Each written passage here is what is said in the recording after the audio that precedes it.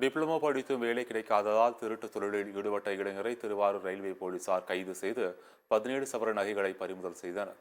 தஞ்சாவூர் மாவட்டம் திருவிடைமருதூர் காவேரி நகர் பகுதியைச் சேர்ந்தவர் பிரசாந்த்.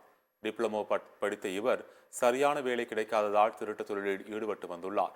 விழுப்புரம் செல்லும் ரயிலில் மகளிர் பெட்டியில் சென்ற சிவகாமி என்ற பெண்ணிடம் பிரசாந்த் 10 சவரன் மதிப்புள்ள 2 செயின்களை பறித்து தப்பிச் சென்றுள்ளார். இதுகுறித்த புகாரின் பெயரில் திருவாரூர் ரயில்வே போலீசார் தனிப்படை அமைத்து விசாரணை நடத்தி வந்தனர். இந்நிலையில் காவல்துறைக்கு கிடைத்த ரகசிய தகவலின் அடிப்படையில் குத்தாலம் ரயில் நிலையத்தில் ரயிலுக்காக காத்திருந்த பிரசாந்தை போலீசார் மடக்கி பிடித்து கைது செய்தனர். அவரிடம் நடத்திய விசாரணையில் தஞ்சையை சேர்ந்த சரோஜினி என்பவரிடம் 6 சவர நகையும், சென்னை விருகம்பாக்கத்தைச் சேர்ந்த மணிமேகலை என்பவரிடம் 10 கிராம் நகையும் திருடியது தெரிய வந்தது.